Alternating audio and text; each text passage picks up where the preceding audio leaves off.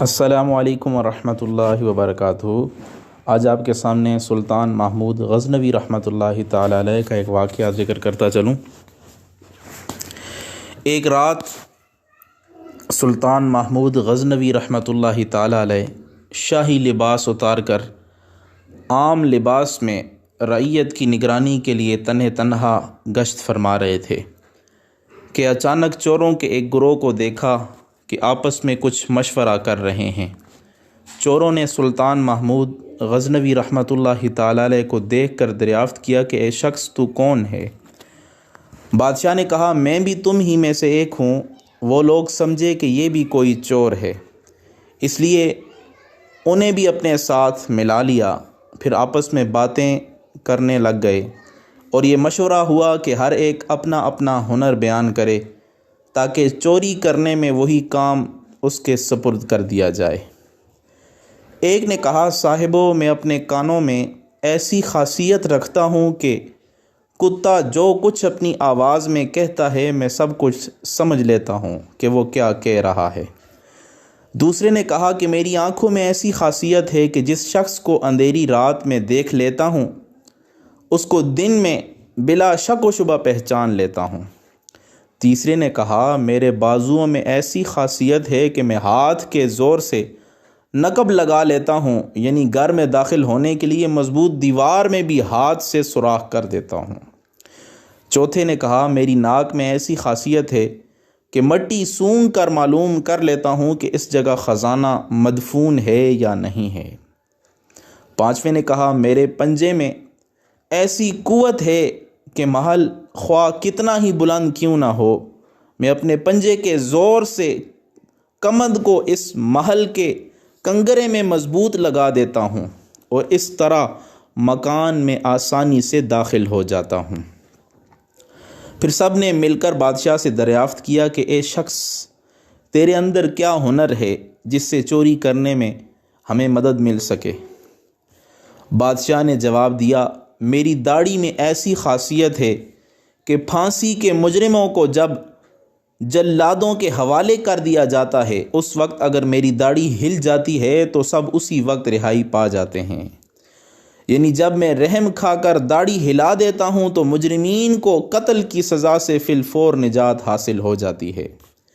یہ سنتے ہی چوروں نے کہا اے ہمارے کتب، ہمارے سردار، ہمارے آقا، چونکہ مصیبت والے دن خلاصی کا ذریعہ آپ ہی ہیں، یعنی کہ آپ ہمیں پکڑے جانے کی وجہ سے چھڑا سکتے ہیں، اور اگر ہم پکڑے جائیں تو آپ کی برکت سے چھوٹ جائیں گے، اس لیے اب ہم سب کو بے فکری ہو گئی ہے، کیونکہ اوروں کے پاس تو صرف ایسے ہنر تھے جن سے چوری کی تکمیل ہوتی تھی، لیکن سزا کے خطرے سے بچانے کا ہنر کسی کے پاس نہ تھا۔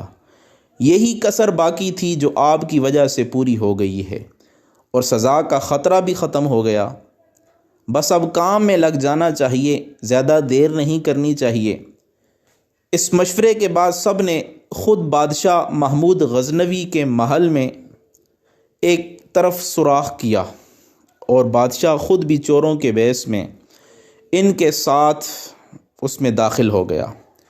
راستے میں کتا بھونکا تو کتے کی آواز سمجھنے والے چور نے کہا کہ کتے نے کہا ہے کہ تمہارے ساتھ بادشاہ بھی ہے، لیکن اس کی بات کی طرف چوروں نے دھیان نہ دیا کیونکہ لالچ ہنر پر پردہ ڈال دیتی ہے۔ دوسرے چور نے خاک سونگی اور بتا دیا کہ شاہی خزانہ یہاں ہے۔ تیسرے چور نے کمند پھینکی اور شاہی محل میں داخل ہو گیا۔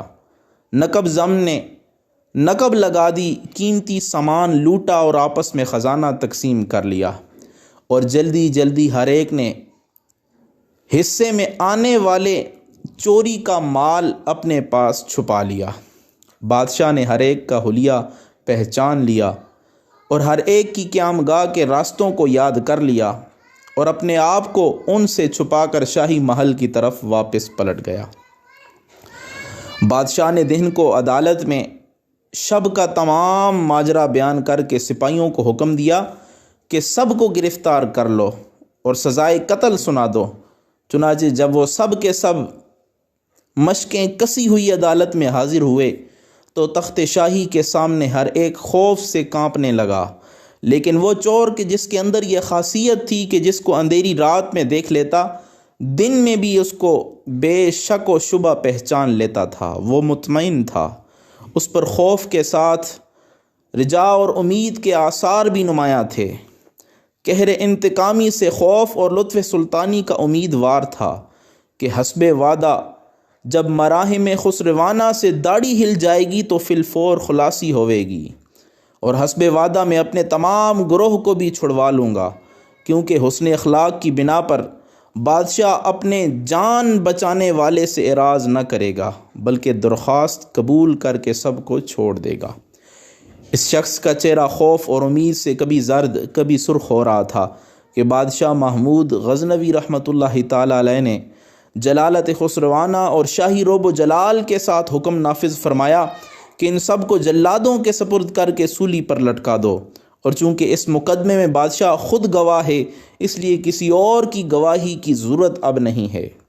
یہ سنتے ہی اس چور نے دل کو سنبھال کر ادب سے عرض کیا کہ اگر اجازت ہو تو ایک بات عرض کرنا چاہتا ہوں۔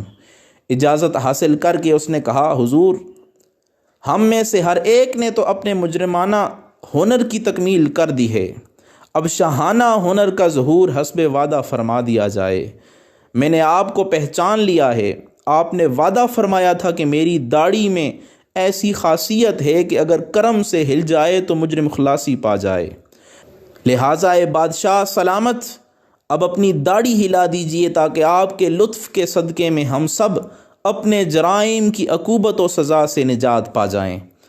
ہمارے ہنروں نے تو ہمیں سولی تک پہنچا دیا ہے، اب صرف آپ کا ہی ہنر ہمیں اس عذاب سے نجات دلا سکتا ہے۔ آپ کے ہنر کے ظہور کا یہی وقت ہے۔ جی ہاں، کرم سے جلد داڑھی ہلا دیجئے کیونکہ خوف سے ہمارے کلیجے منہ کو آ رہے ہیں۔ اپنی داڑھی کی خاصیت سے ہم سب کو جلد مسرور فرمائیے۔ سلطان محمود غزنوی رحمۃ اللہ تعالی علیہ نے یہ گفتگو سنی اور سن کر مسکرائے، اور ان کا دریائے کرم مجرمین کو فریاد اور آہوزاری سے جوش میں آ گیا۔ ارشاد فرمایا کہ تم میں سے ہر شخص نے اپنی اپنی خاصیت دکھا دی ہے، حتیٰ کہ تمہارے کمال اور ہنر نے تمہاری گردنوں کو عذاب میں مبتلا کر دیا، سوائے اس شخص کے کہ جس نے سلطان کو پہچان لیا تھا، جو سلطان کا عارف تھا، اور اس کی نظر نے رات کی تاریکی میں ہمیں دیکھ لیا تھا اور ہمیں پہچان لیا تھا۔ پس اس شخص کی اس نگاہ کے صدقے میں تم سب کو رہا کرتا ہوں۔ مجھے اس پہچاننے والی آنکھ سے شرم آتی ہے کہ میں اپنی داڑھی کا ہنر ظاہر نہ کر دوں۔